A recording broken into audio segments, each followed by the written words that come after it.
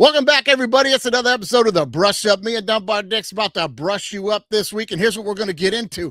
Movies, is anybody going anymore? Yes, movies are back, and Hollywood's handling it a completely different way. We're also going to get the Colbert being bounced back to public access cable, and the Pope versus AI round one, and probably a whole lot more things. You're about to get brushed up.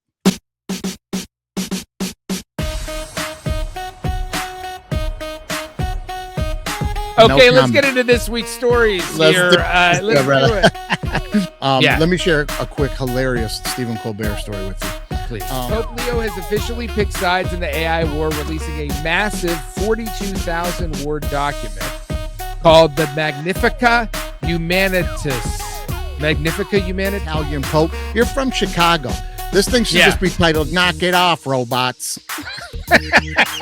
They had like 6 or 7 going. The place was packed. I'm like, the movies are back, I think, bro.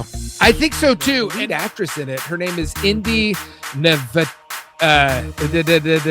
Shouldn't even have tried it. You shouldn't even have tried it, bro. We don't have other shit to worry about right now. You're paying attention to what's on public access in Monroe, Michigan at 1:30 in the morning. Look, Paramount does have way more problems than Stephen Colbert's public access You ain't show. kidding. Look at that thing. Baby. That is the greatest popcorn bucket. I might go to the movie theater on Wednesday just to buy it. See, I said I was done. Will you let it go? keep sucking me right back in on this damn thing, man. Let's go. Dunbar, I hope you got your knowledge brush ready this week. I hope you got it ready this week. The people are starving for information, bro. We got to give it to them. Buddy, how was your week, man? How are things going? Good. Not too bad, man. Just trying to fix up some things around here as always. Yesterday I had about 4 dump trucks full of dirt dumped into the yard to fix this erosion problem, so. Oh my gosh. That was an eventful day. That's a lot of dirt, bro. Always like a not project. Regular dump trucks, like the big long ones you see on construction sites that are like just tip all the way up and roll out the bed, like a lot of dirt. I mean, always a project at Casa de Wilson. It's I love the status updates, man. We need to know how it's going. A big erosion issue over there.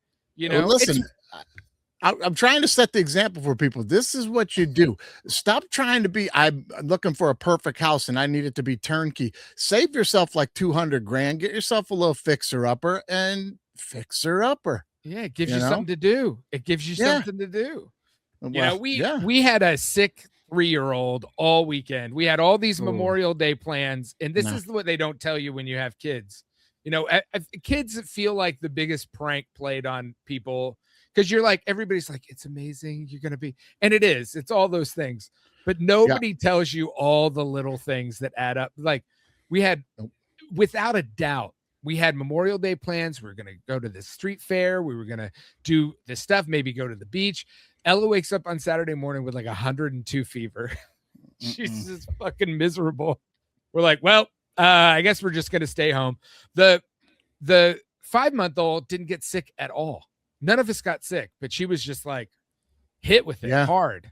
Those little babies have that super immunity, bro. Yeah, they do. That's like a science thing. Really? Yeah. They're like when they're like really, really young like that, like they have real high levels of immunity. I don't know why, but like something from being in the womb and I don't know. I didn't look it up for this week, but that's a thing that like when they're really real little like that, they're pretty repellent to a lot of stuff. Oh gosh, we had before Ella got sick, we had a date night planned. So we went out to go see. We went to the Cheesecake Factory, and then we went to go see the Mandalorian and Grogu. Which was fun. It was a fun movie. It wasn't amazing. We went and saw it as well. Me and my son and my wife. And I gotta tell you, I didn't know what everybody was hating on. Dunbar. I was like, was it the second coming of A New Hope or Return of the Jedi? No, but it was. No. I thought it was fine. I was like, that was cool. When we left, I was like, that was pretty good. That was all right. I felt like I really wanted to be like Wisto. We talked about this on text. It's like, you really liked it. And I was like kind of mid on it. And I think part of it was like, I had high expectations. I was excited for it. and I had high expectations, and it just goes to prove my philosophy. It's like, go into movie with read the bad reviews. Like, go in with low expectations, and then you'll have a good time. It really prime Yeah. yourself for that, you know? I thought for sure this is gonna suck. And then, like, when I walked out, I was like, I mean, I didn't think it was fantastic or wow or anything, but I thought it was like, I thought it was a little better than mid. I was like, yeah, there was some stuff that was a little stretched out, but without doing any spoilers, I will say this. I thought they did a great job of making it feel like a Star Wars movie. You know, sometimes in the Star Wars timeline, with all the Yeah. new age movies they're making and all the like weaving in and out of the timeline of, you know, the original movies, and you never know sometimes where you're at because it's like it's all new CGI and stuff. You're like, when did this how is take this? place? Yeah. How did this take place right after Empire Strikes Back? None of this matches up. The people don't even look the same. They did a great job in this one. As soon as this thing starts, you're like, oh, this is clearly post Jedi, right in that world, right after Jedi. You know, Yeah, great. it looks really good. I think there are two things for me because I really love the show. Is I felt like it just didn't ruminate in some of those visuals as much as I like that they do it in the show. The show really feels like a Western and is slower paced. And then Sure. it's like lots of CGI characters, which seems a little antithetical to the heart of what made the Mandalorian TV show so exciting, which is how practical it is. It's like you got a guy in a metal mask, and then you have a bunch of CGI characters up top, Sure. and so it's hard. I thought Rhoda Hutt was a little broed out. It's like, I don't want to be like my dad. Yeah, well, that it was a little simplified, that storyline, but again, that's where I felt like, okay, this is for the kids. That's where it kind of felt like Jedi to me. It was like, this is very Ewok-y right here. This is for the little ones to not lose interest, and the rest of us can pay attention to what's happening with the plot. You know what I mean? But I think it's like one of those movies that, like, it did okay in the box office. It wasn't amazing. It got okay reviews. I think people will go back and look at the movie and be like, kind of like how they did Rogue One, and a little bit Solo's getting a little bit of love again. Is like, it is. I I thought the don't know movie was why. just visually way too dark. And had some, but it's not as bad. It's not as horrible as people make it out to be if you like watch it again. You're talking But about Solo? Solo, but I Solo's don't one want of to. those movies that made me super mad. Go ahead, finish your thought. Go ahead, But finish your thought. but I thought that The Mandalorian is like one of those movies people go back and go, oh, this was actually pretty good. Yeah, it's fine. It was fine. I thought Yeah. you hit the nail on the head when you said it felt like a video game storyline. Yeah. And a lot of video games are fun and very good. And as soon as you said that, I went, oh, 100%. It was very much like, here's the next thing that we have to figure out. That's a mission that unlocks the next part of the story, that unlocks the next part of the story. It was very regimented, like a video game, kind of like that, which Yeah. was fine. It was okay. It was good. It's a spaghetti Western in space. It is Sergio Leone. It's Clint Eastwood walks into a town and solves a problem, and we don't really learn a lot about Clint Eastwood. It's just it just felt jammed. But Yeah. I love the little creatures that save the day. I give me some of that baby Grogu, the baby Yoda Grogu action all the time. Oh, it was that whole part was very Ewok-y. And to me, when you guys see it, see if you agree or disagree and let us know in the comments. Yeah. But that whole section with the little guys and Grogu doing their thing felt very much like Willow to me. Like when the brownies were off on their own and having their moment to try to like save Willow and the baby. And I was like, this is for the kids and they're eating it up. That's great. You know? I mean, what is it about our childhood that's like little creatures solving you have time bandits, you have the Ewoks, you got what else? Right. Garbage Pail Kids movie. I don't know. No, Dunbar, no Garbage Pail Kids movie, man. No. Listen, I'll go back and give Solo another watch. I think I watched it once or twice because that's my favorite thing in the world is Indiana Jones and Han Solo and Chewbacca. Those are my I'm eating it up. I was dying for that movie. The plot was awesome. The storyline was pretty good. And then the two things that ruined it for me were the ending. Like, what are you doing? What are you doing? That guy's a scoundrel. He's not he has his turning moment in Star Wars when he turns from not caring about himself to other people. Not as a child. Again, it was like with the Boba Fett thing. Like they tried to turn him into this super good guy that's out to save other people. And I'm like, that's not Han Solo. Especially not when he was 24 years old.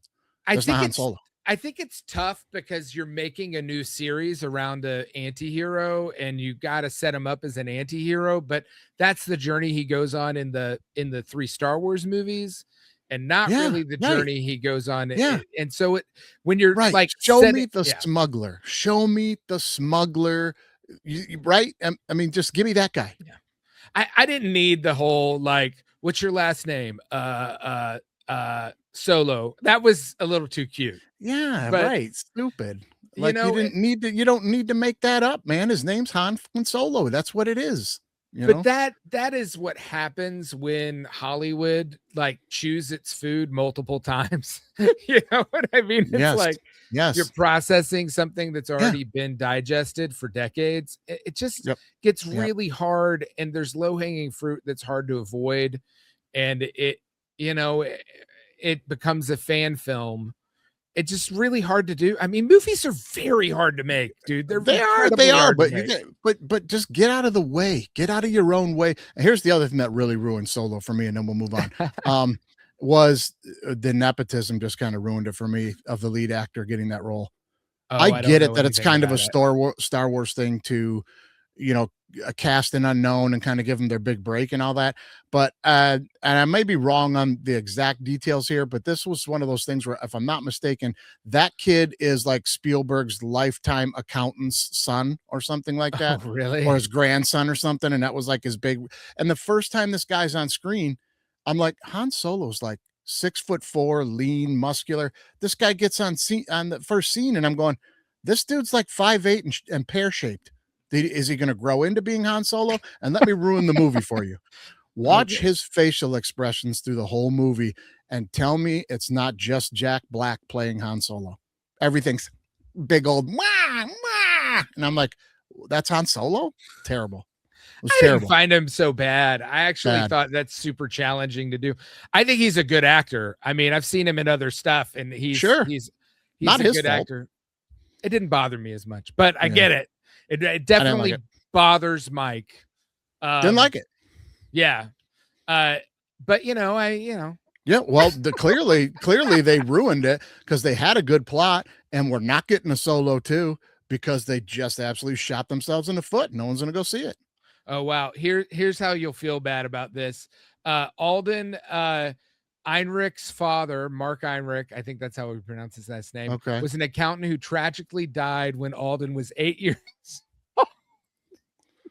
Really? Okay. Well, that's interesting. After being attacked by his mentally ill brother. Oh my God. This is a terrible story. Jesus Christ. He deserves the movie. He deserves the movie. Yeah. That's terrible. I don't mean to make light of that at all. Wow. No. That is a real time, like, discovering a tragedy. His dad was an accountant for a lot of big movies, I believe. Yeah. Is what the deal was. But holy shit. Sure. And I'm not hating on him. That's the director. Do your job. Yeah. But anyway. Here's let's change subjects here. I have something for you. Let's watch.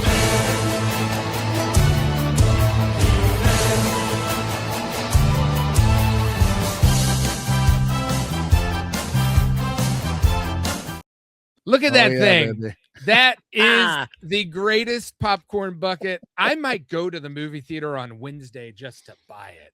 Buddy, I already checked out my theater. They get them on Tuesday and they'll have them for sale the Thursday before the movie opens. So I think the movie opens on Thursday though, right? So they'll probably have them this coming Tuesday. Oh, wow. Holy shit. Yeah, the sword. There's also a giant life-size replica sword that opens up and it's like a flask. Oh, really? Oh my God. Yeah. They're really doing it. They know we have money now. I mean, we don't, but like generationally, they're like, these people have disposable incomes. Let's go after them. But it's like, I'm all for it.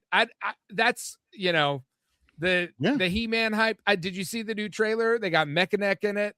They have Ram Man. They have the guy with the fist. No, I saw Ram Man in there. Look, I'm going to keep an open mind and see what the deal is with that, with casting a super small, tiny man to play Ram Man. That's weird to me. Right? Like Ram Man was a big, bulky, like he should look like Colossus or something. You know what I mean? Like big, full of iron and metal and big, bulky, stocky dude. Yeah, It's a maybe tiny they little need guy. somebody small to fit into the outfit. You know, I don't know. It just I'm seems like, curious to again, see. Look, I need to learn my lessons from the Mandalorian and just be like, yeah, get on Mike's side. This movie is yeah. going to be garbage, and not be excited about it in any way. Listen, I'm going to give you one more thing about He-Man because we're going to beat it to death next week too. In the new trailer, Yeah. toward the end of the trailer, there's a scene where He-Man is kind of like looking at Skeletor all menacingly and they're fighting, and then they flash to Skeletor, and Skeletor's like, "Who are you?" Like he doesn't even know who is this person, the strong man thing with this sword. Like, how does fucking Skeletor not know the powers of Grayskull, the two power swords need to combine? That's the whole concept of the story. How does he not fucking know who He-Man is? I don't know. Well, yes, we'll have to see the movie to I'm done. I'm done. Next thing.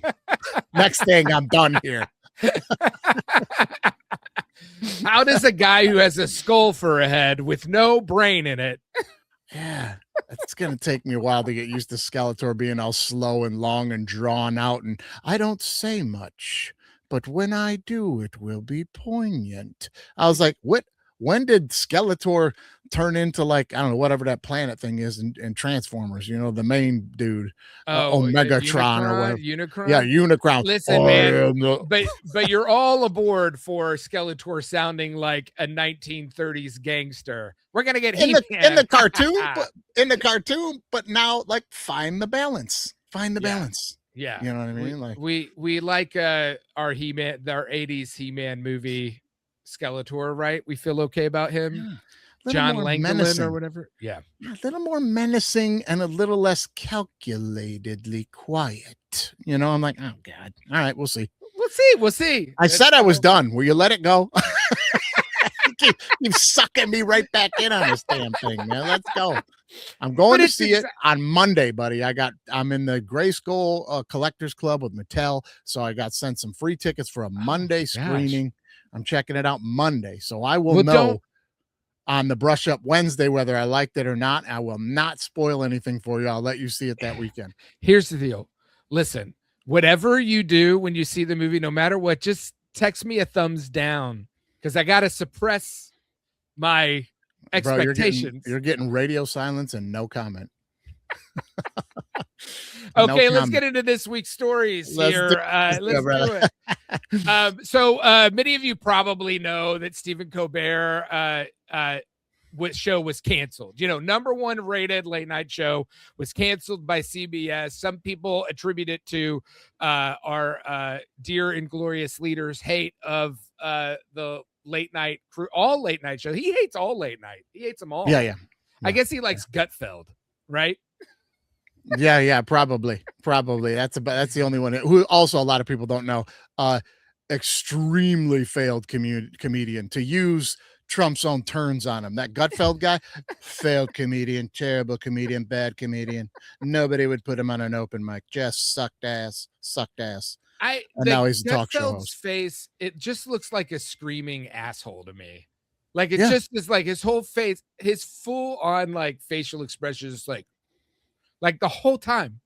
I don't get it. Yeah. I don't get the appeal. How did that guy stay on Fox News for that long? Ball kicking and ass licking.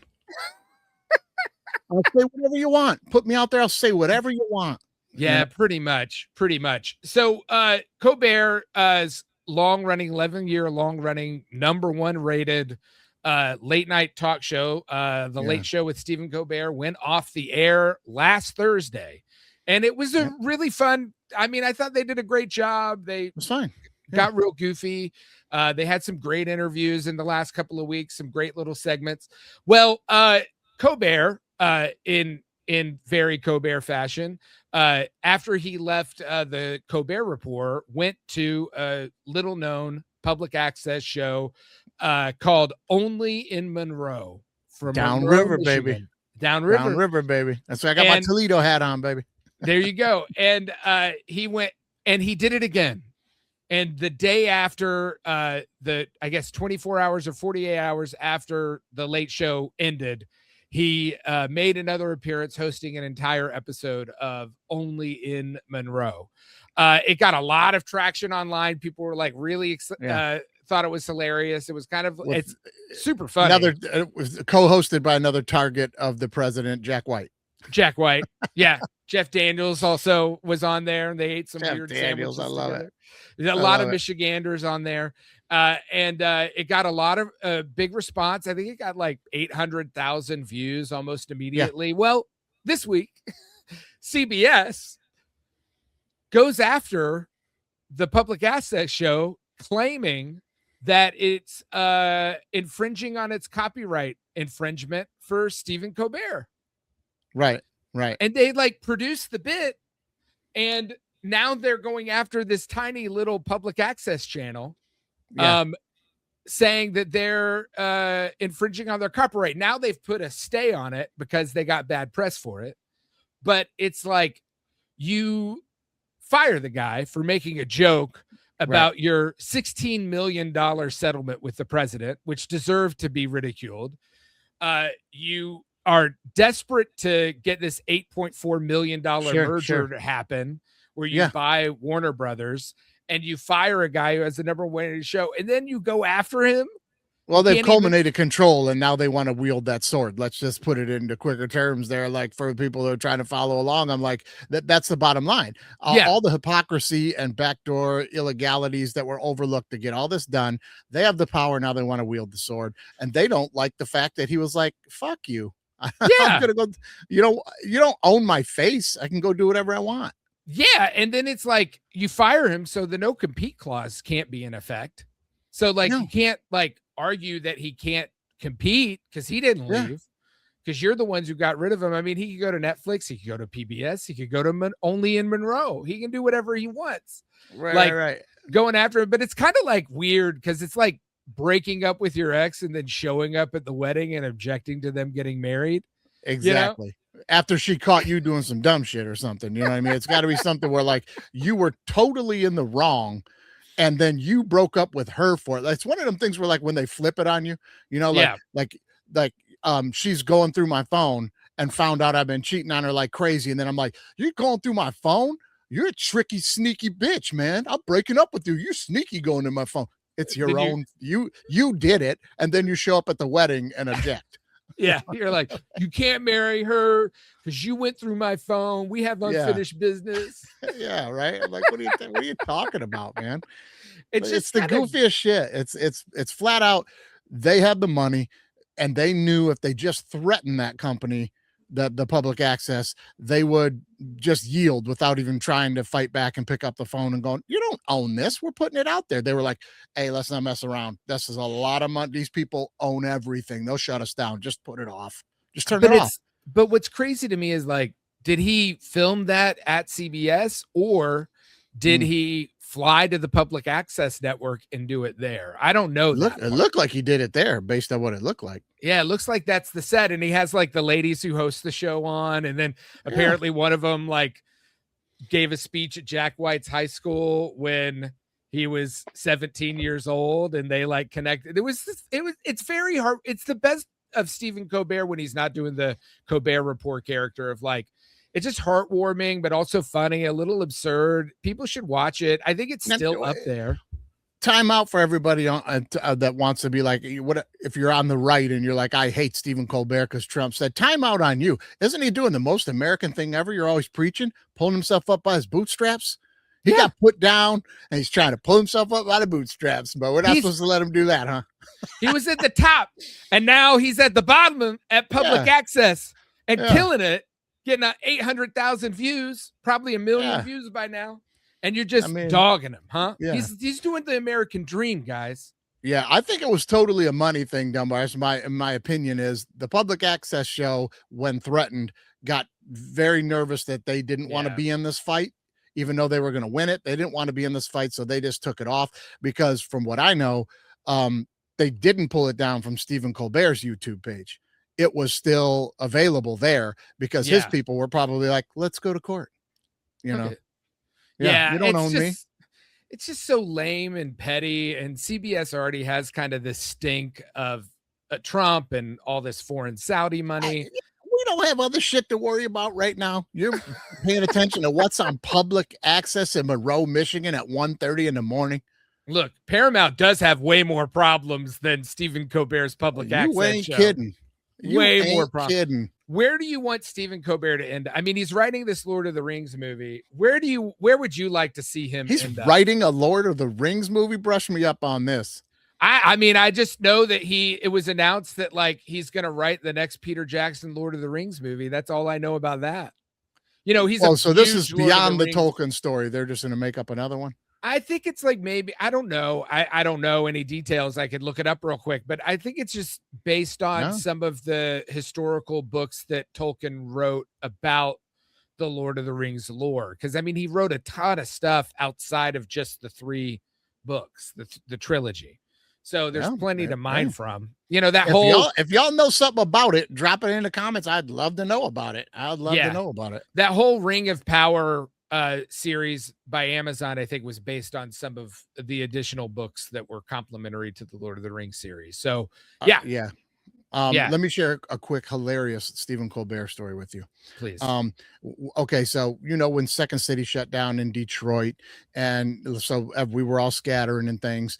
And then I moved out to LA, started getting in with Groundlings, doing Groundling stuff, performance shows out there. Oh yeah, and my mom sent me like a local newspaper, not like the Detroit News or anything. It was just like one of these local folders you grab at the whatever. I know, maybe it was a USA Today insert, whatever. Yeah.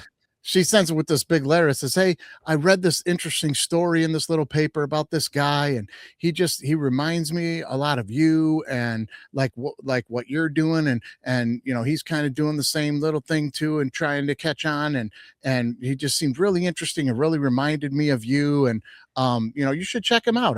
Who is it? You know, see who he is, and maybe follow him. He might make it. You know." And I was like, okay.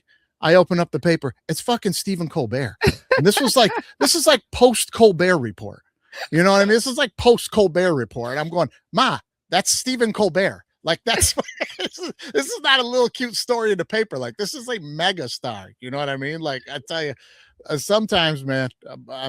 One time I met Joe Brown. You know who Joe Brown is? The football player. Jim Brown. Sorry, Jim Brown. I met Jim Brown, and I sent my dad a picture of me and Jim Brown like boxing each other. You know what I mean? And my dad said, "Who's this?" Not about Jim Brown. Not about Jim Brown. He didn't recognize the number that sent him the message. And I was like, what? I'm in the photo. You know what I mean? I was like, I just messaged him. It's me. It's Jim Brown. I just met your kid. He's a real nice kid. He's probably going somewhere. I'm like, what? My parents are funny, man. Yeah. You know, my mom has been sending me nonstop like Facebook posts like crazy of just like weird stuff. Like, you know, how microwaves are going to give you like teeth cancer or something like that, you know? Yeah. Who knows? Who knows? But yeah, man, I don't know where Colbert's going to land. I mean, hopefully somewhere. He's hilarious. I think he's funny. I've always enjoyed him. I think it would be funny if he went to Netflix, considering that Paramount and Netflix were fighting over this thing, and Netflix clearly wants to have some kind of late night presence. They, you know, I loved the show that what's his name? God, I'm so bad with names now. That's getting older, bro. That's just getting older, right? The I Love LA show or whatever it was called. I don't know anymore. Somebody is going to correct me if this clip goes out. Please do. We're not above the people in LA, comedians hanging out on a couch in LA. That show is funny. It's super fun. But I think Colbert would be a great match for that. People are joking about him going to PBS and doing the late show on PBS. I don't know if there's enough money. That'd be hilarious. Just wait for him to fire Kimmel, and then the two of them go to Netflix and have the biggest show ever. You know, buddies. They do a buddy show. Yeah, hang out. They do the man show again. But yeah, you know. Yeah, right. I don't know what's next for him, bro. Yeah, but who knows? Moving on, let's talk about this other big story that's in the news lately. Pope Leo goes after again. AI. Okay. Pope Leo has officially picked sides in the AI war, releasing a massive 42,000 word document called the Magnifica Humanitas.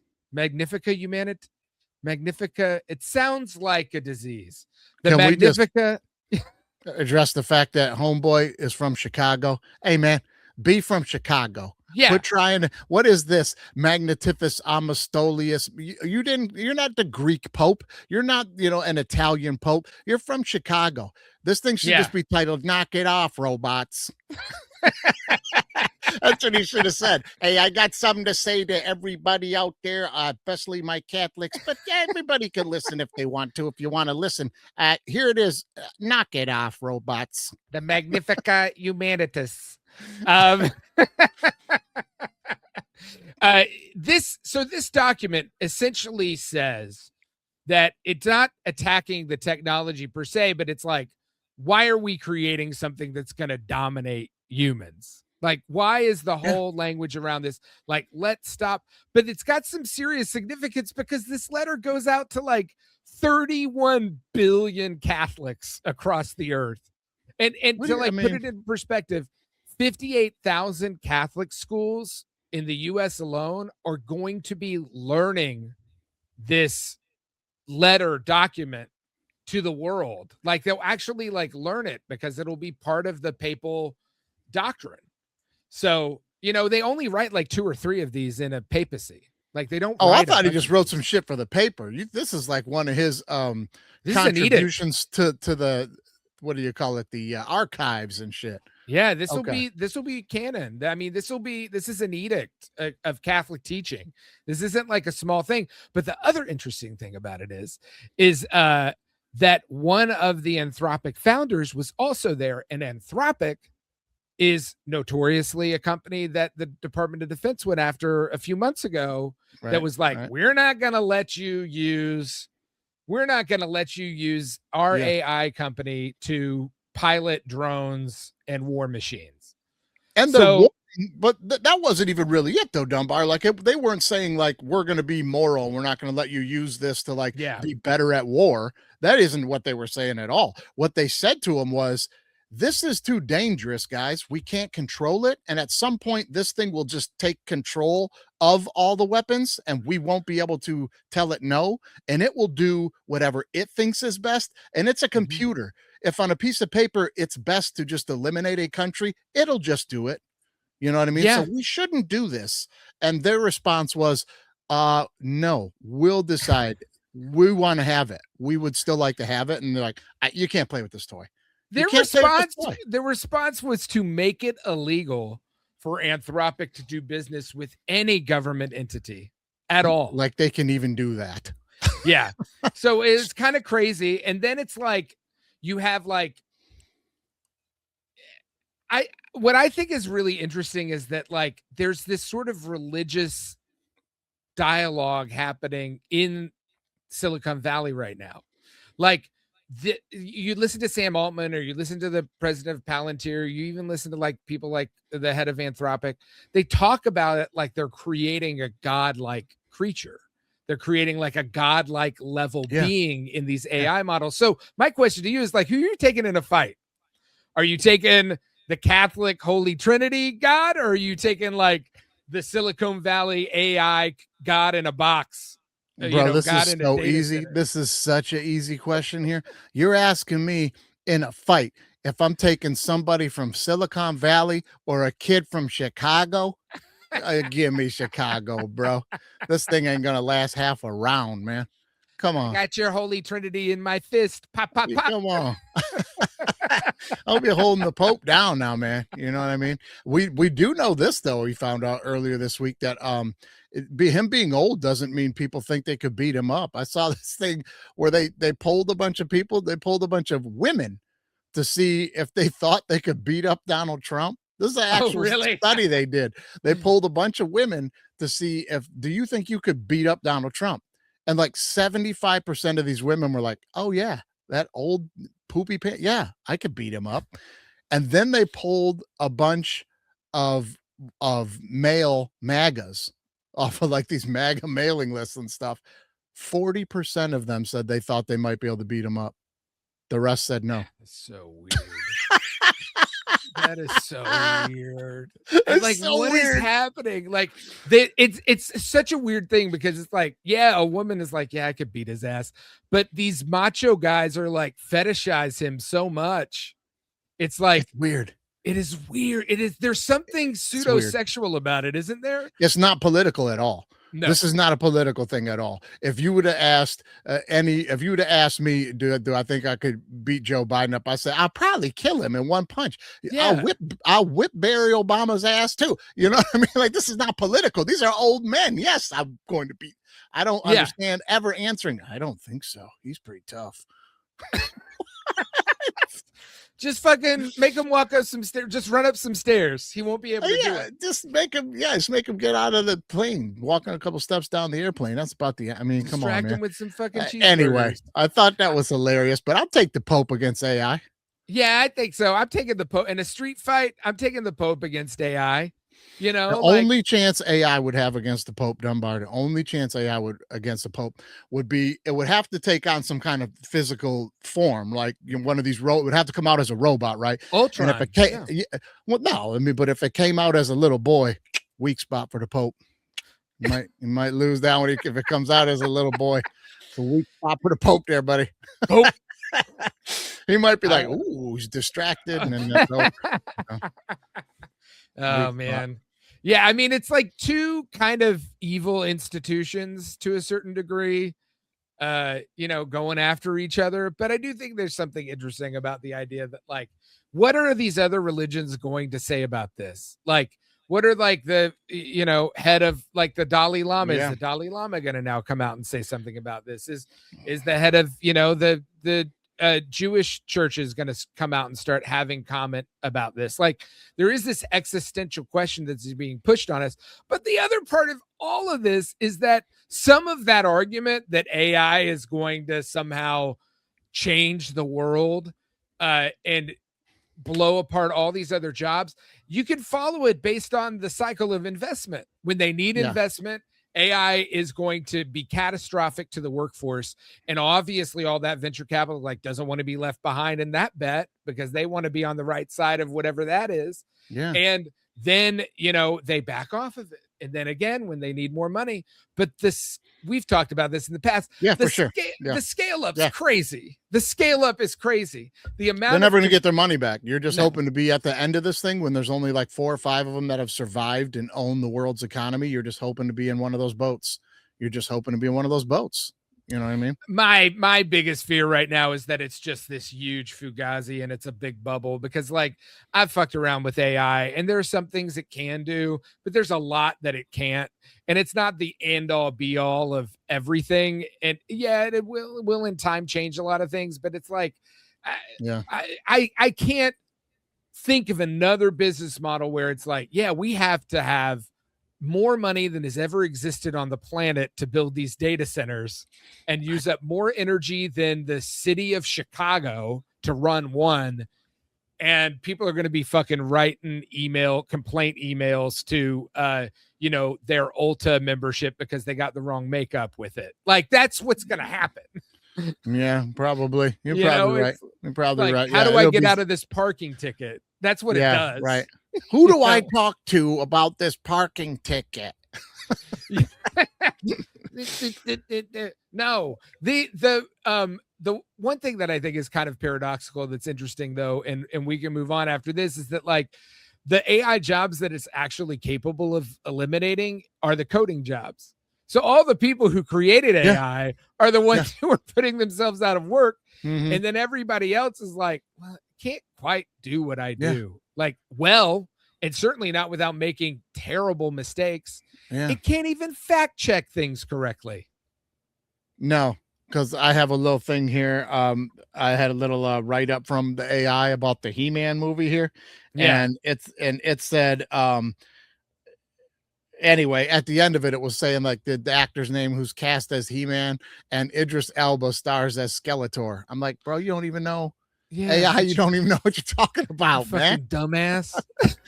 Dumbass. That's what I said to him too. I typed right back into the computer. Hey, for whoever is out there that's talking to AI right now, because I'm not, we're kind of beefing. You let him know he's a dumbass. Idris Elba ain't Skeletor, bitch. My whole theory is that like when AI decides to destroy humanity, they're just going to find the phone calls of people on their phone going, person, I want a person, just having a meltdown and being like, it's not worth it. Just kill him. Human being. Yeah. To the one wise guy in the comments last week about me saying I'll just hang out in my pool because if robots can't go in water, they can't come and get me. And he said they'll just throw a toaster in the pool, and my pool's grounded, wise guy. So come back with something else. A pool is grounded for safety. I got copper wire going way down into the core, babe. I'm set for this. I'm built for this, man. Let's go, robots. He didn't know. He don't know who he's dealing with. He don't know he's dealing with. Mike Wilson will not have a pool in his house that is not grounded. Bro, I told you I got a moat. I just told you I got all this dirt. I got a moat put around the house, man. They can't come and get me. I'm like these doomsdayers that wanted like these bunkers and like 100 years worth of fucking oatmeal, and they want to live underground because of a nuclear war. I knew what was coming. I didn't waste my money on them oatmeal buckets. I'm like, this water, guys. You need water. It's robot army. Yeah. You gotta get Nerf guns and robot army them. You know, I don't know, but put some acid in them. Not Nerf guns, super soakers. Water guns. Super soakers. Put some acid in there, spray it on them. Yeah. Put some acid. You just got to get them right on the back of the neck where like those wires are in every movie that somebody just grabs and pulls out and then the thing goes. You just got to know. I like the net things, the people shoot that's just nets and they just tangle the drones and then the drones fall. Yeah. But, I mean. These things can't even. We showed a video last week. Dunbar one couldn't even dance around on stage without falling over. You think if I throw a blanket on him, he's going to be able to catch me? I'd water in a blanket. I'll throw a fucking blanket over the thing and it'll be like, it'll fall over and I'm gone. You ever seen that old movie, the one with a Tom Selleck where it's a bunch of little robots? Like we're in this little robot world. I don't even know what the name classic. Is called. It's so weird. Yeah. It's so weird. But it's just like these little animatronic robots that like attack, like turn on everybody and everybody's got something in their house. Yeah. That's the level of robot we're at right now. So just go back and see that movie. I ain't even worried about it, man. I think there's a lot of overhype in order to sell a lot of venture capital into these companies, and they don't care if they lose money or crash out because they're going to make money off the evaluation and then bounce. I mean, I guess destroy the world on your way out, bouncing with your money. I guess that's the way it is now.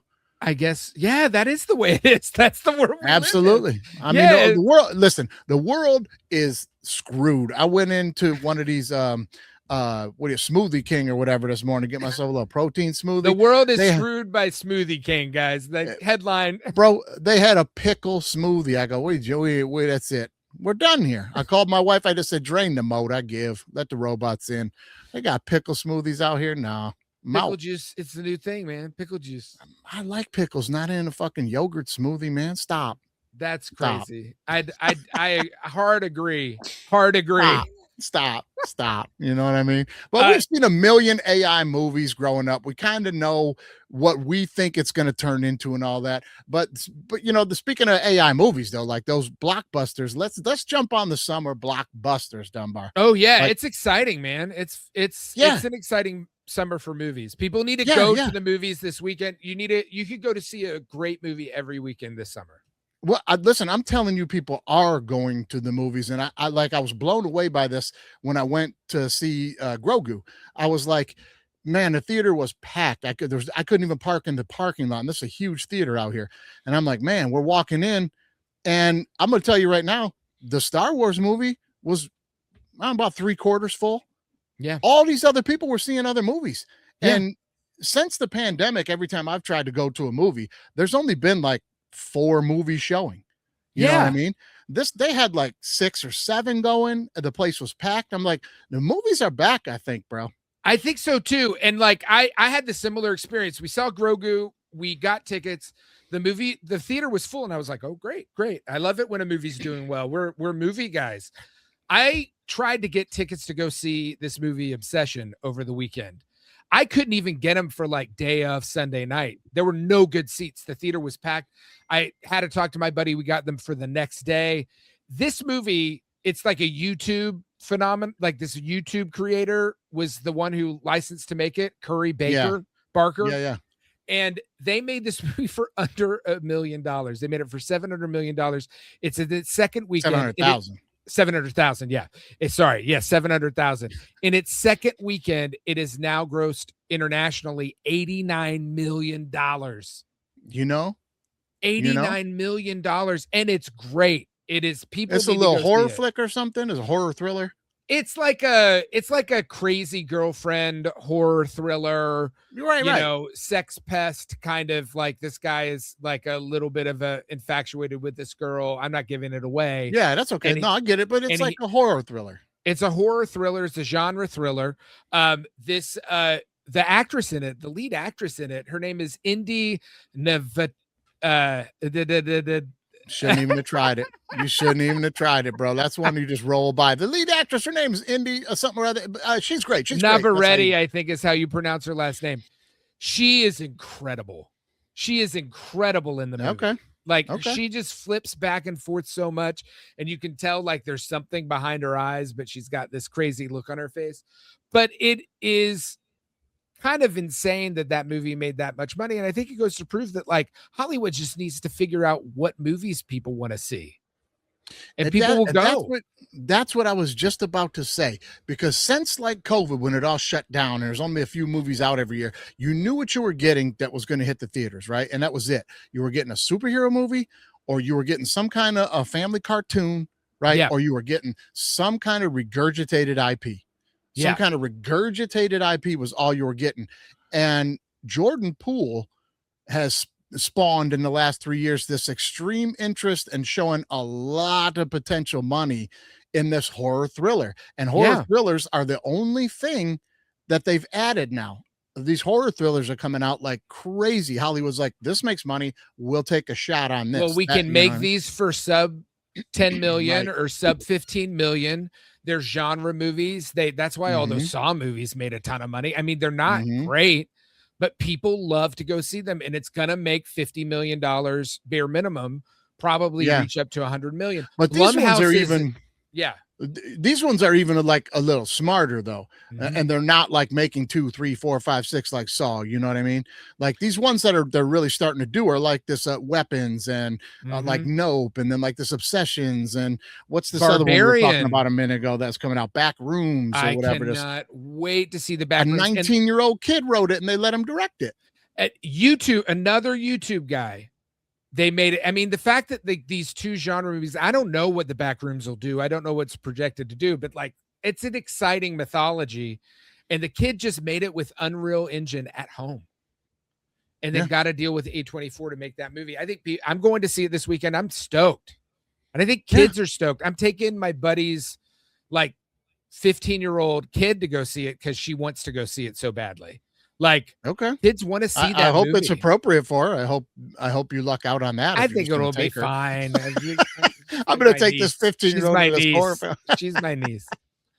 So, it's like, I mean, it's going to be, and not only that, it's like, there is like this other layer of all of these Gen X coded movies coming out. Obviously we talk a lot about He-Man because we're two He-Man dorks, but there are some Gen X coded type movies coming out. Like even the Crazy Girlfriend movie is like harkens back to like, some of those those thrillers from the 90s, like Single White Female and Fatal Attraction.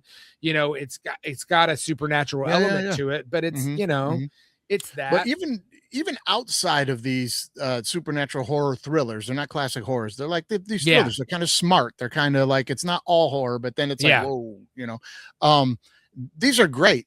But outside of that, Hollywood is not taking shots anymore. Like you're not getting the Good Will Huntings. You're not getting movies like that for adults. Used to not be getting movies for adults. Yeah, movies for adults. They're not doing it. Apollo 13 or some shit. You're not getting these anymore. Now you are. Now you are. Did a little research here. I want to play a little fun game with you real quick, and we can run through this real quickly. Okay. I'm going to give you all the movies from the summer of 2024. So we're talking May, June, July, August. These are so your tent poles are late May is your tent pole, and then they got the tent pole like end of July. They'll have another big tent pole. But these are all the movies from 2024. So let's play a little game here, and you quickly label this movie, right? Either it's IP regurgitation, okay, it's superhero, or it's animated, right? And there'll be a Okay. couple of these horror ones in here, right? IP So, superhero animated. Okay, I right. So got it. anything outside of that would be a movie Hollywood's taking a shot on. And let's see how Okay. many shots they took in 2024. Does that make sense? Okay. Yes. Okay. May of 2024, The Fall Guy. Trash. Sorry, wait, IP. that's not what I'm doing. Not opinions. No, not opinions. And I like that movie, so stop it. That's IP. That is old IP. It's an old regurgitated IP television show. Which I did loved. want that movie to be show. better than it was, but yeah. I did too. I love that show, but it was good. It was good. Okay. Kingdom of the Planet of the Apes. IP. If, and if you're familiar with the If one, that was the live action one with the imaginary movie. friend. Yep. Okay, so Shot. Shot. Family movie, but we'll call that a shot. A shot. Okay, Furiosa, Mad Max. IP. Garfield movie. IP.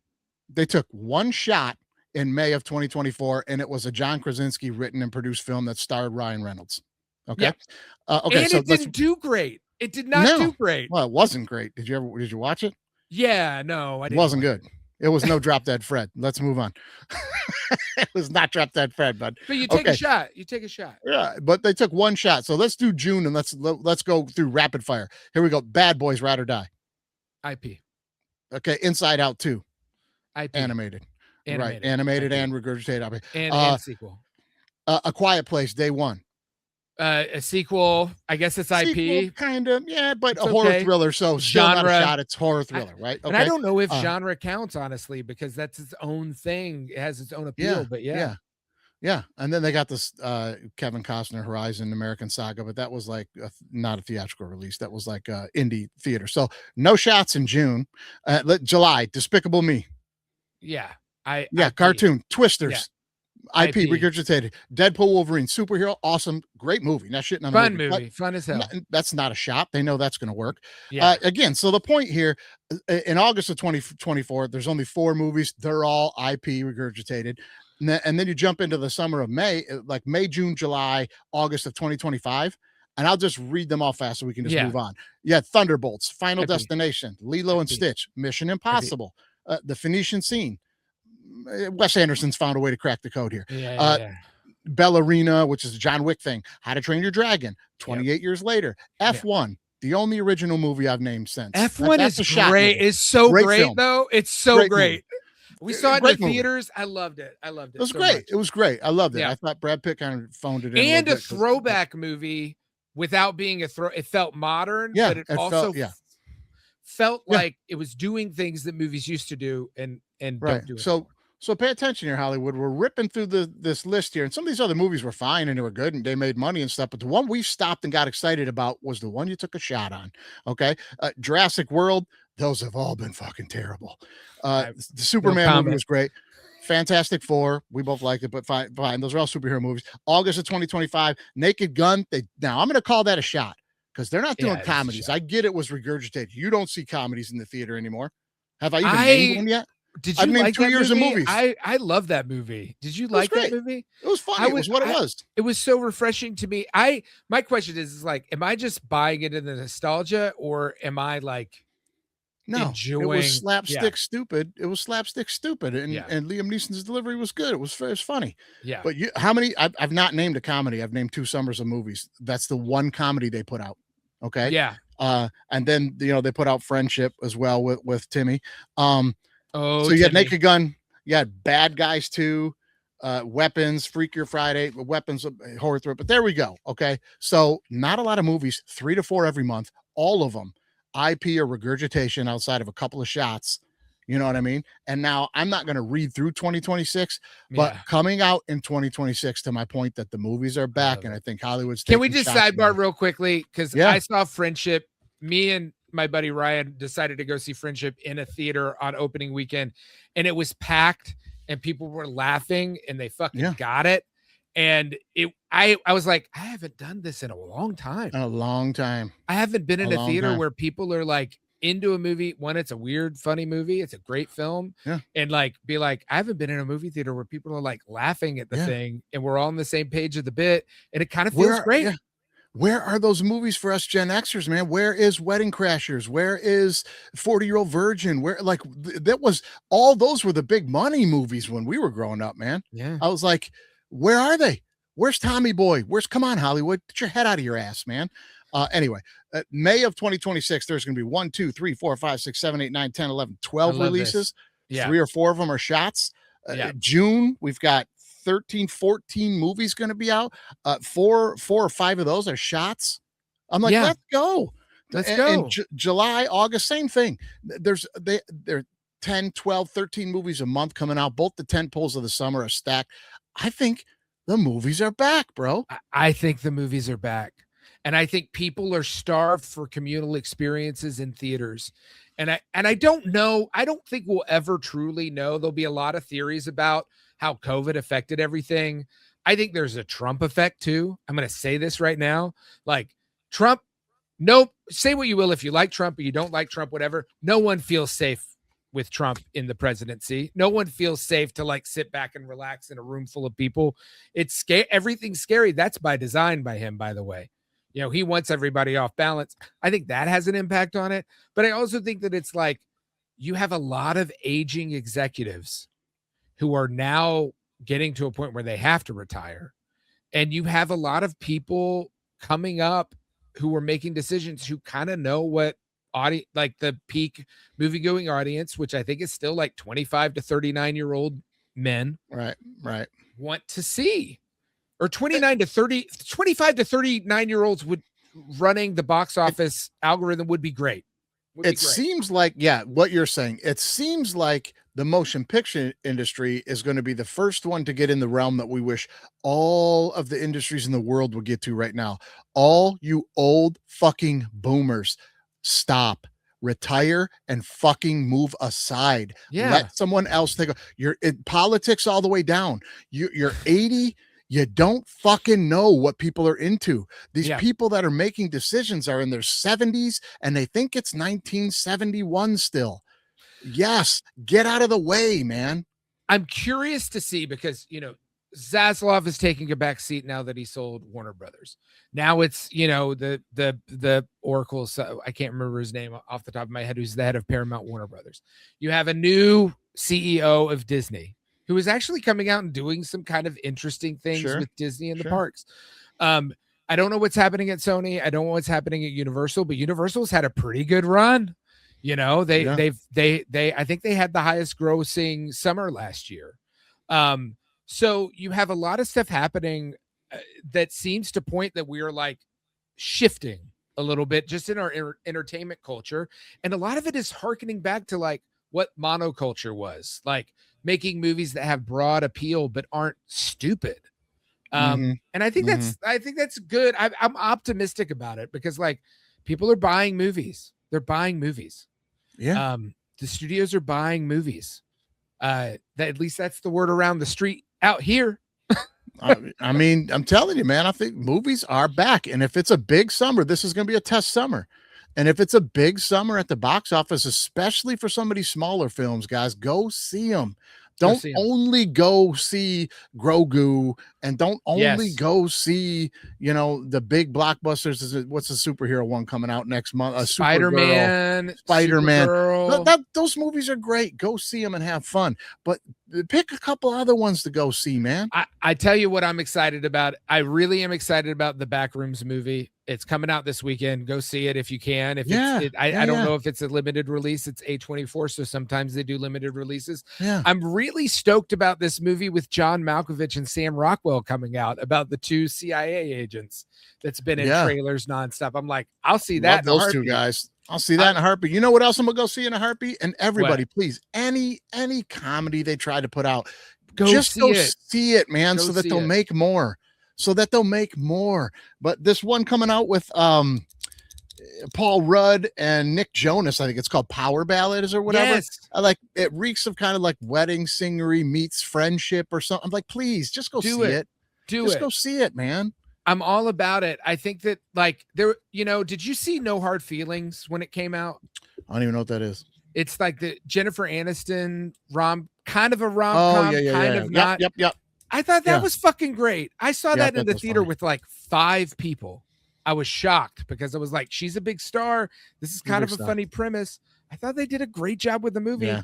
People should see Yep. that movie. I I'll might pretty much pass see on any the movie Sheep she's in. Detective. What? I'll see any movie she's in. She's great. Don't pass on Sheep Detective, bro. I went and saw it with my wife opening weekend. Is it great?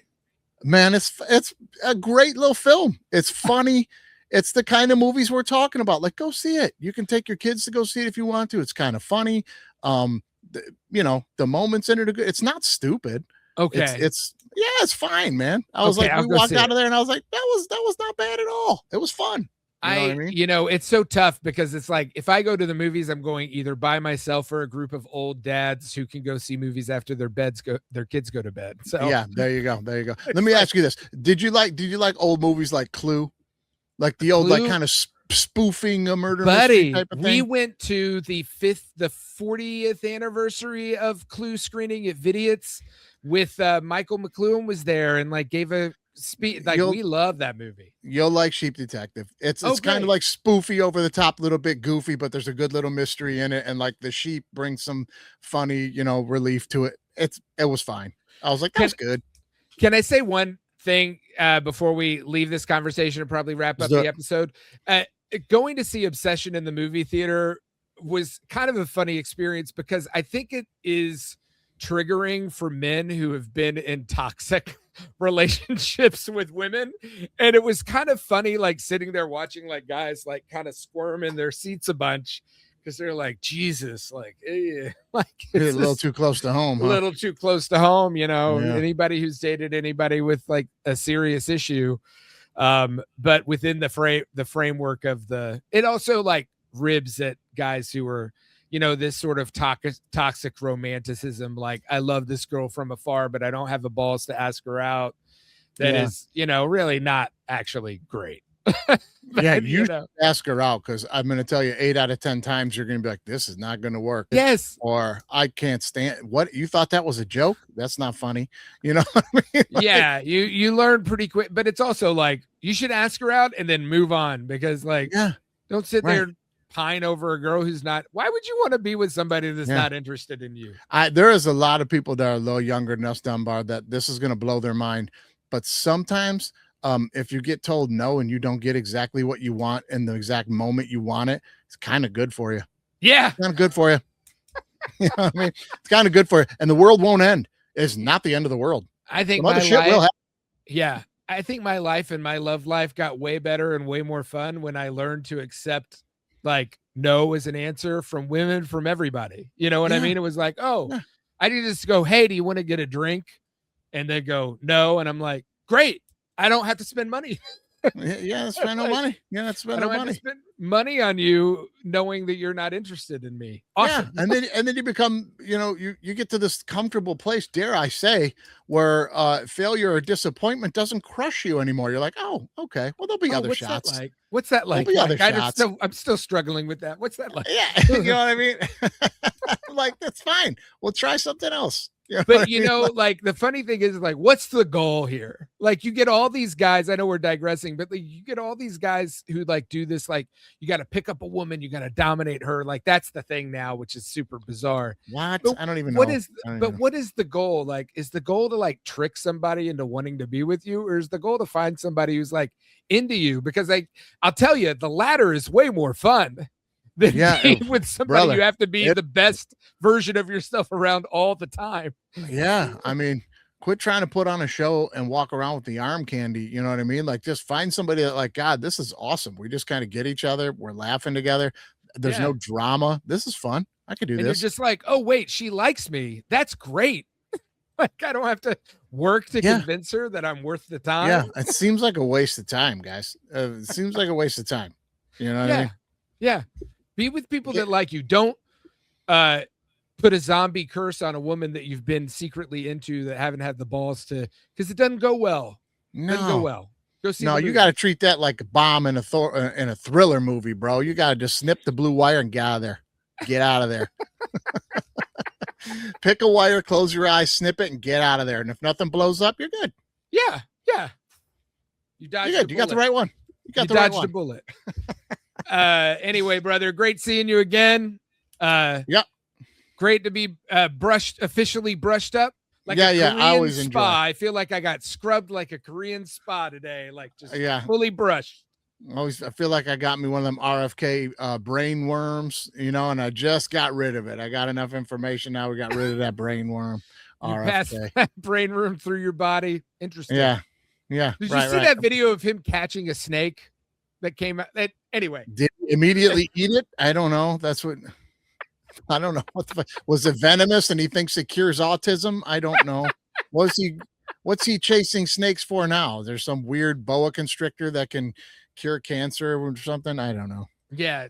Like he's the guy at the party who's like brings, eats a bug in front of everybody. And is like, what's the problem?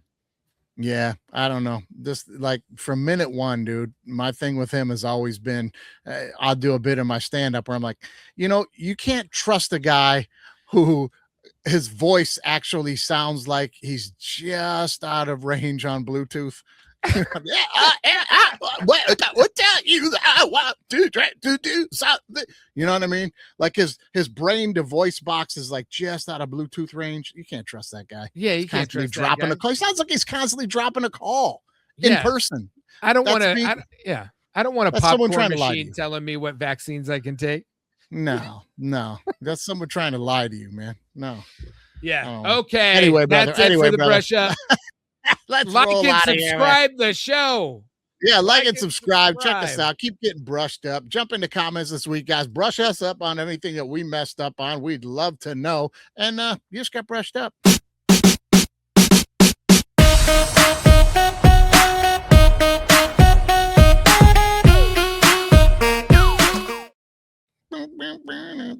That was good. I don't know if there's parts you want to trim out, like anything about that solo thing that got dark real fast.